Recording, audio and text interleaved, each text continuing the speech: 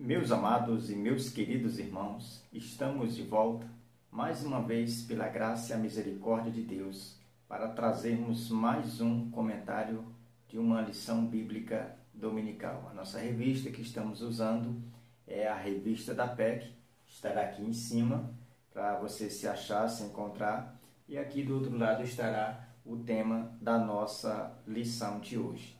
Então, a lição de número 10, ela vem com o tema A Primeira Viagem Missionária. Hoje nós estamos já do capítulo 3, a segunda parte do livro histórico do Novo Testamento, o livro de Atos dos Apóstolos, e nesta feita nós queremos lhe convidar a você, junto com a gente, acompanhar o nosso texto áureo, que diz: E servindo eles ao Senhor e jejuando, disse o Espírito Santo: Separai-me agora Barnabé e Saulo para a obra a que os tenho chamado. Acompanhe comigo a verdade prática. A resposta ao chamado do Espírito Santo deve ser pronta e imediata. Meus amados e queridos irmãos, a nossa verdade prática, ela como sendo o resumo total de todo esse comentário, nos informa que a chamada que o Espírito Santo faz a um servo, a um vaso, a um instrumento, ela tem por, vamos dizer, por um rápido atitude de quem ouve ou de quem recebe esse chamado, de atendê-la prontamente, de atendê-la de uma forma imediata, não deixar para depois. Aqui no decorrer desse comentário a gente vai ver que existem algumas desculpas de algumas pessoas que dizem: não, quando eu ficar mais velho, quando eu me formar, quando eu me casar, quando eu tiver filhos, aí eu vou fazer a obra. Então a gente vai estudar isso de uma forma bem detalhada, vai esclarecer, tirar tudo isso de diante da gente, essas dúvidas acerca dessa lição. Então, a lição de hoje, nós precisamos, antes de passar a introdução, apresentar aqui os objetivos. O primeiro, dispor-se a pregar em todo o tempo. Segundo, descrever as lições aprendidas. E o terceiro, defender com brandura a verdade do Evangelho. Então, esses são os objetivos que nós precisamos aplicar na nossa lição, no nosso comentário, que nós for ministrar diante da nossa classe. Então, a nossa lição, ela aqui, como diz o esboço total da lição, tem 3 pontos. O primeiro, nós vamos falar sobre uma obra gloriosa. O segundo, lições da primeira viagem missionária. E o terceiro ponto, concílio de Jerusalém. Mas antes de passar a introdução, eu quero só convidar a você, que pela primeira vez está neste canal, a ser um parceiro desse canal, a se inscrever, a deixar um like, a compartilhar e, claro, também deixar aí um comentário. E nós estaremos respondendo qualquer dúvida. E não esqueça que nas descrições do vídeo aqui embaixo, a gente sempre deixa esse material que a gente ministra, esse material que a gente usa, faz uso, a gente deixa ele em PDF aqui, para lhe auxiliar, querido professor, querido aluno, que sempre está disposto a aprender um pouquinho mais acerca da palavra de Deus. Então, partindo aqui para a introdução, diz assim: o capítulo 13 inaugura a segunda metade do livro de Atos. Até aqui a base da operação era Jerusalém, tendo Pedro como principal líder. Agora será Antioquia da Síria e Paulo o novo líder. Perceba que do capítulo 13 em diante, a igreja de Jerusalém, ela praticamente já sai de cena, ela já sai do foco. E agora entra a segunda base. E nesse período, a mais importante, a igreja de Antioquia da Síria, na cidade de Antioquia da Síria. E o líder da igreja de Jerusalém, Pedro, ele também vai sendo utilizado ou colocado em segundo plano. Mas agora, em primeiro plano, aparece o apóstolo Paulo com seu companheiro, cooperador e amigo e irmão Barnabé. Então ele, aqui no capítulo 13, vai dar-se início à primeira viagem missionária do apóstolo Paulo, onde ele vai passar por 6 cidades, e nós precisamos esclarecer que essas cidades, elas estão mais, vamos dizer, para regiões, porque a partir dessas cidades, né, as cidades circunvizinhas, que não é citada aqui, todas elas também ouviram o Evangelho, né? O Evangelho chegou até elas. Mas aqui o escritor ele faz, né, vamos dizer, ele coloca em pauta mesmo essas cidades, porque elas tinham a sua importância, elas eram mais conhecidas. Por isso ele só destaca estas 6 cidades grandes, né, que Paulo visitou nessa primeira viagem missionária, que foi aí uma duração de 1 ano, né, e ele passou aí pregando, desbravando, abrindo igrejas, anunciando o Evangelho, isso durante 1 ano. Mas antes de nós comentarmos, né, alguma coisa com relação a essa viagem missionária, que é o ponto 2, nós queremos dar aqui umas pinceladas aqui no ponto 1, que tem por tema uma obra gloriosa. E tem 3 tópicos. O primeiro tópico vai falar obra do Espírito Santo. Aqui nós precisamos esclarecer que essa obra gloriosa, ela é obra do Espírito Santo. Então não é obra de homem, não é obra de denominação, não é obra de, vamos dizer, de pastor, de missionário X ou Y, não. A obra é do Espírito Santo. Então a evangelização só acontece se o Espírito Santo soprar, se o Espírito Santo falar, se o Espírito Santo dirigir. Sem o Espírito Santo não tem evangelização, não tem a anunciação do reino de Deus, não existe essa proclamação das boas novas, porque é o Espírito Santo que é o responsável, que é o vetor principal para que o Evangelho chegue a todos. Então essa obra não é uma obra que nós podemos afirmar que era de Paulo, de Barnabé ou da comitiva dele, que se empreendeu naquela viagem missionária, não, mas era do Espírito Santo. Capítulo 13, versículo 1 e 2, a gente percebe que é o Espírito Santo quem fala, é o Espírito Santo quem escolhe os dois, é o Espírito Santo quem envia os dois para anunciar esta obra que o próprio Espírito Santo tinha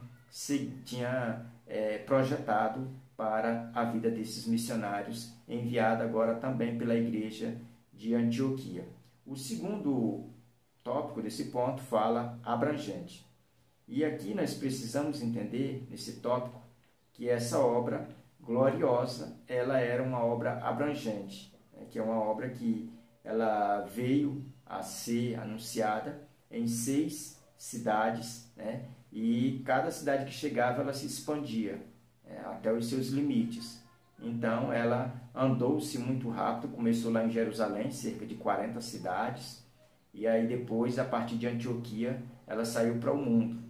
Primeiro, nessa primeira viagem missionária, Paulo chegou a ficar 1 ano no campo, anunciando, passou por 6 grandes cidades, e depois retornou para Antioquia. Depois vai ter a segunda e a terceira viagem missionária dele. Então, essa obra ela é abrangente nesse quesito. Terceiro tópico, triunfante.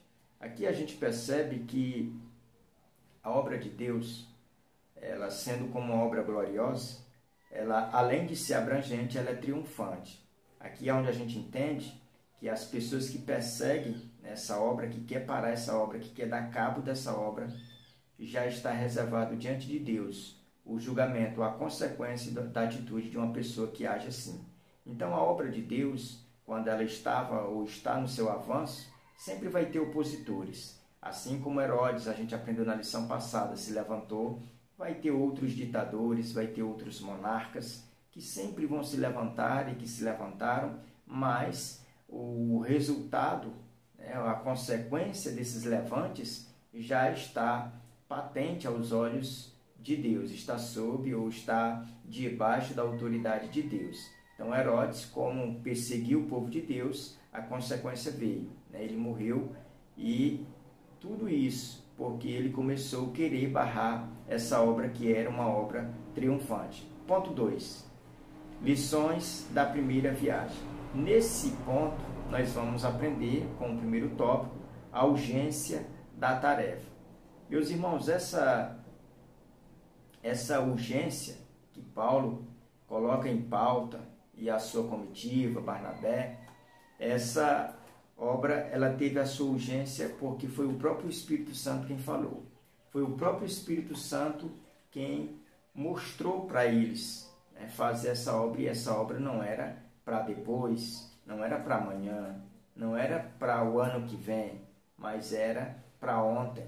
Era uma obra urgente. E Paulo entende a urgência, assim como Barnabé, e ambos despedem-se da sua igreja, que era a igreja de Antioquia, e sai empreendendo aí a sua missão, sai colocando em prática os ensinamentos de Cristo, anunciando o Evangelho, as boas novas, aonde quer que eles colocassem a planta do pé, o Evangelho chegava, porque eles entendiam que eles tinham que trabalhar enquanto era dia, porque a noite viria, aonde ninguém podia trabalhar. E quem sabe hoje nós, fazendo um contraste com essa urgência para os nossos dias, nós precisamos entender que a nossa, vamos dizer, a nossa igreja atual, né, os nossos contemporâneos como igreja estão deixando a desejar, porque já não sentem mais essa urgência que a comitiva de Paulo sentia.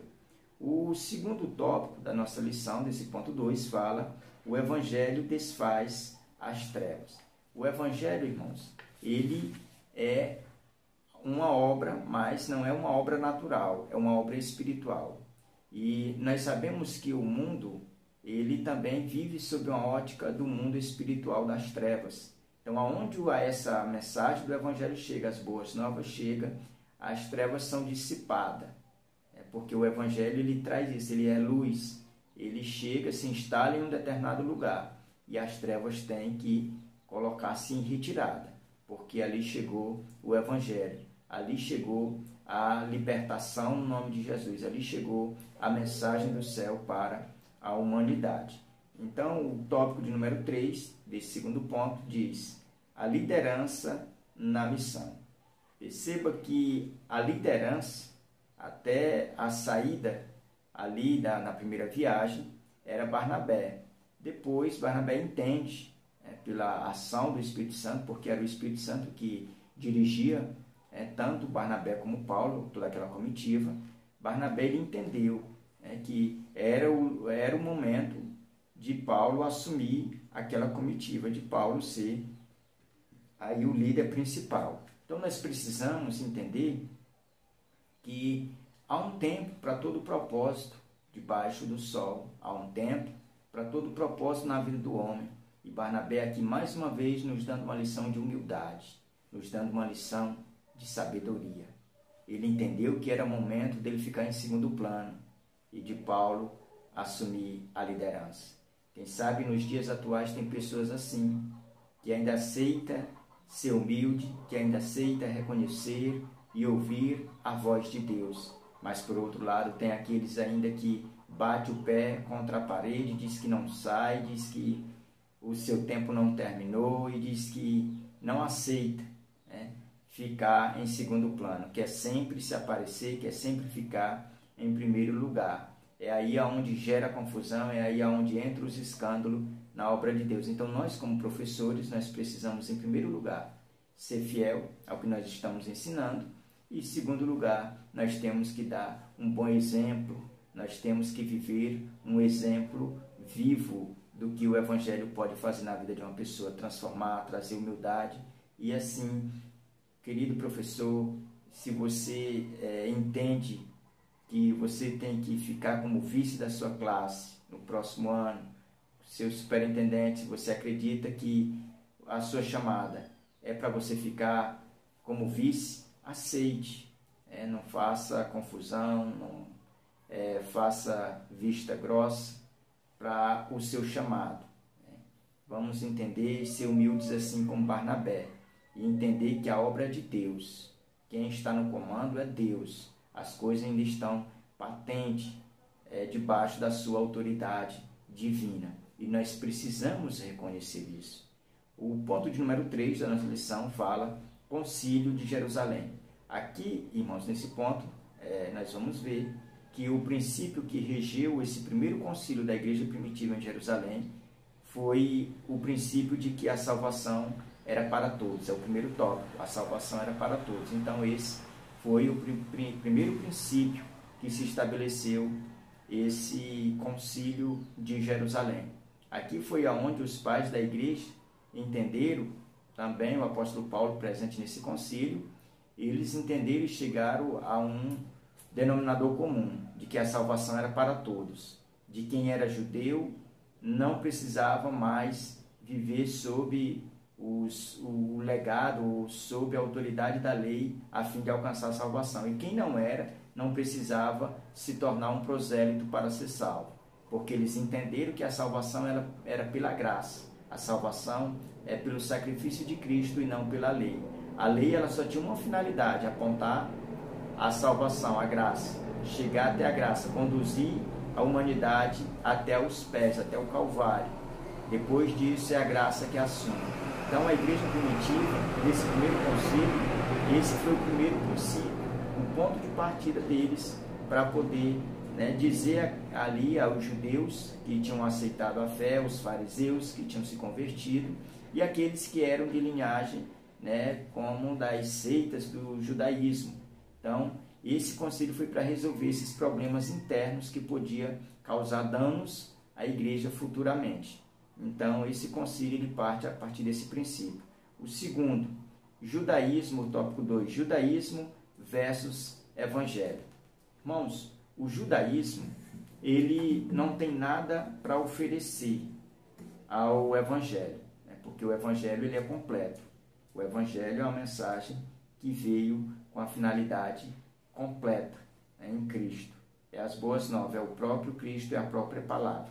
Então, o evangelho versus aí judaísmo, a gente percebe que o judaísmo ele foi desaparecendo com a mensagem do evangelho. Foi ficando no esquecimento, porque era apenas uma seita, era apenas pessoas que se isolavam nessa crença do judaísmo, nessa seita, e queriam colocar ela acima de tudo.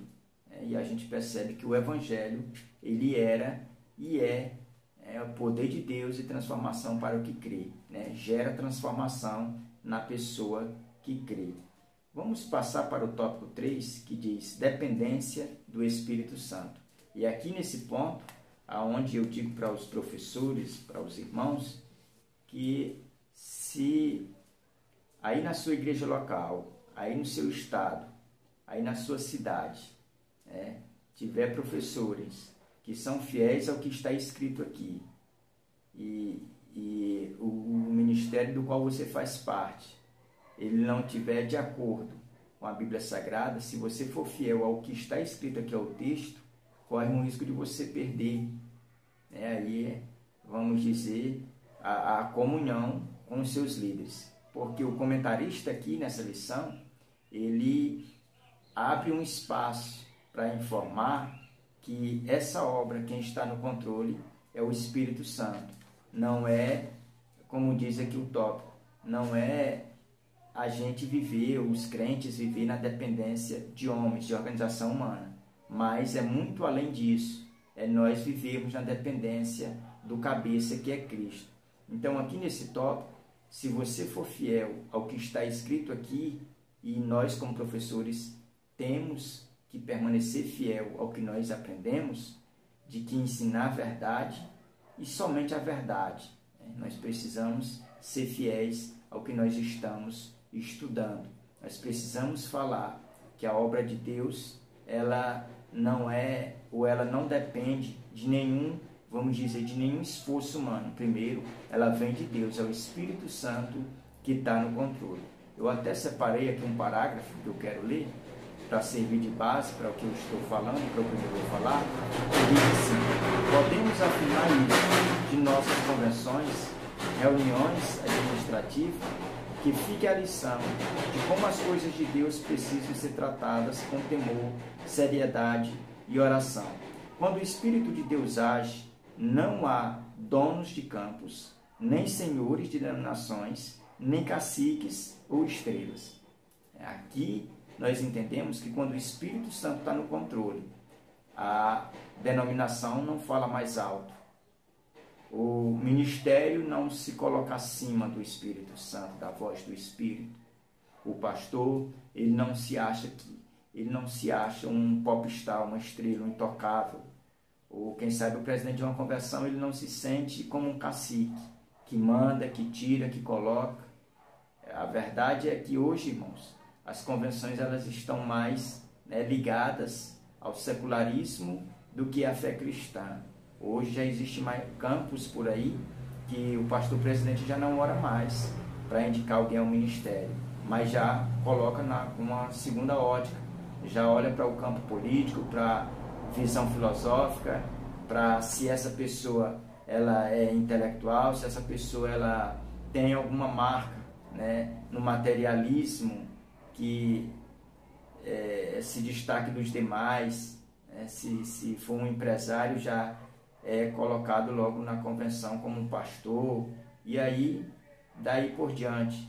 Então eles estão desprezando todos os requisitos que Paulo apresenta nas cartas pastorais, onde o bispo tem que ser um exemplo. Então a gente precisa voltar a aprender os princípios bíblicos para a ordenação, para a consagração de obreiros, para que a obra de Deus ela não venha sofrer, para que a obra de Deus ela não venha padecer por ignorância nossa. Então nós precisamos entender que a igreja de Deus, ela vive na dependência do Espírito Santo de Deus. Quando o homem se coloca à frente, o negócio não vai dar certo, o negócio vai desandar. E aí aonde entra os escândalos na obra de Deus. Para concluir, a aplicação pessoal que a mesma conclusão diz. Ao longo de toda a sua história, a igreja lutou contra distorções da fé verdadeira e contra tentativas de acréscimos de elementos não cristãos ou anticristãos à sua fé e prática. Esta luta agora é nossa. É a nossa geração que tem que ser uma geração que tem que defender o verdadeiro evangelho e não fazer parte de um outro evangelho. Não querer colocar inovações, fogo estranho nas nossas igrejas. Nós precisamos ser fiel ao que nós temos aprendido. Nós precisamos ser fiéis ao que nós estamos ensinando. Então, querido professor, querido superintendente, seja fiel ao seu ministério. E com essa palavra, quero agradecer a Deus e pedir a você, continue orando por esse canal, por essa obra, e que o Senhor abençoe a todos, em nome de Jesus. Amém.